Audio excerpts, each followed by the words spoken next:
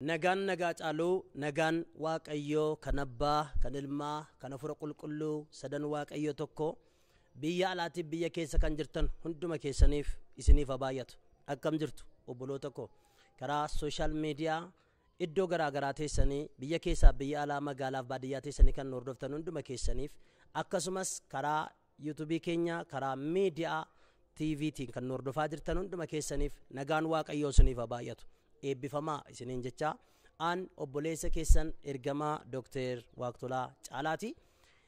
Egaa guyyaa irraa kana fuula keessanitti kanan dhiyaadheef waamicha konfiraansii eebba kitaabaa nagaa guutuu jedhu kanan barreessee ummataaf gumaachee caamsaa yookiin gimboot gaafa afurii sanbata guddaa guyyaa guutuu ganama sa'aatii 2 walakkaadhaa kaafnee waan eebbifamuuf hunduma keessan afeerraa guutuu isinii dhiyeessuudhaafan gara keessan dhufee hundumti keessan akka irratti argamtanii eebba kana walii wajjin eebbifnuufan fuula keessan duratti dhiyaadhe.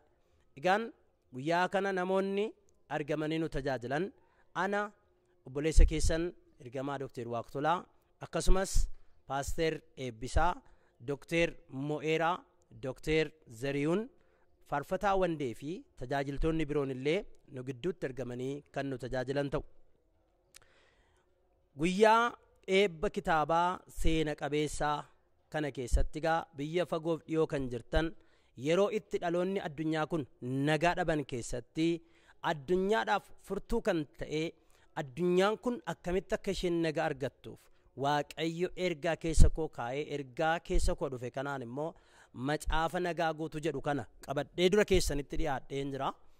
Kanaaf guyyaa seena qabeessa kana irratti fagoof dhiyoo kan jirtan hundumti keessan irratti argamtanii eebba kana walii wajjin akka hirmannu isiniin jechuun jaalladha. Fedha waaqayyoo yoo ta'e dilbata dhufu jechuudha. Hundumti keessan akka irraa hin hafne isiniin jechuun jaalladha. Teessoon keenya Finfinnee Saaris Haannaa Maariyaam gamoo naannoo Gulliitiidha. Gamoo Oliif Biraan asii gadi seentanii nu argattu. Waldaa amantoota humna du'aa ka'uu jechuudhaan yoo Google irratti search gootan nu argachuu dandeessu. Maappii irratti jechuudha. Maappii Google irratti Oromiffaan waldaa amantoota humna du'aa ka'uu addunyaa jettanii yoo barreessitan eessa yoo jiraattan magaalaa kam baadiyyaa kam yoo jiraattan Google maappiidhaan kallattiidhaan dhufuu dandeessu isiniin jenna.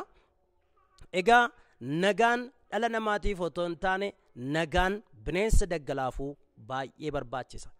Guyyaa gaafa sanaa nagaan jechuun maal jechuudha? Nagaa guutuu jechuun maal jechuudha? Akkamittis nagaa argannaa? Nagaa arganne immoo akkamitti eeggachuu dandeenya? Kan jedhu walii wajjin ilaalla. Namni tokko yoo nagaa ta'e manni isaa nagaa ta'a, jireenyi isaa nagaa ta'a, golli isaa nagaa ta'a, ollaan nagaa ta'a. Dur yeroo ollaadhaa wajjin nagaa qabnu ollaatu mana keenya eega. Amma garuu nagaa waliif ollaadhaa wajjin waan hin qabaanneef ollaarraa of eegaa jirra. Silaa ollaatu nu eeguu qaba ture. Rakkoon isaa maali yoo jettan rakkoo nagaa dhabuuti jechuudha.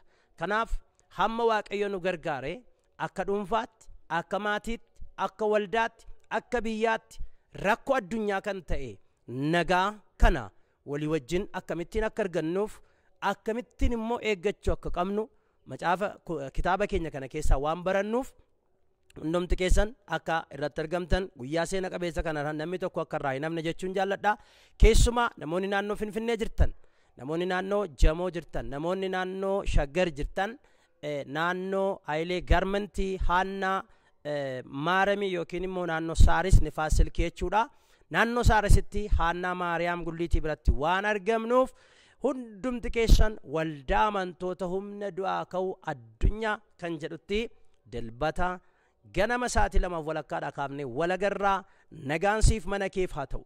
Odeeffannoo dabalataatiif Duwwaa 9 70 Duwwaa 2 77 78 yookaan Duwwaa 9 21 29 54 11 kallattiidhaan nu argachuu dandeessu. Namoonni magaalota garaagaraaf baadiyyaa garaagaraatti raabsuudhaaf fedhii qabdan lakkoofsuma armaan olii kanaan bilbiltanii nu argachuu dandeessu. Nagaan waaqayyoo inni hubannaa sammuu namaaf gararraa ta'e isiniif baay'atu. Shalom eebbifama.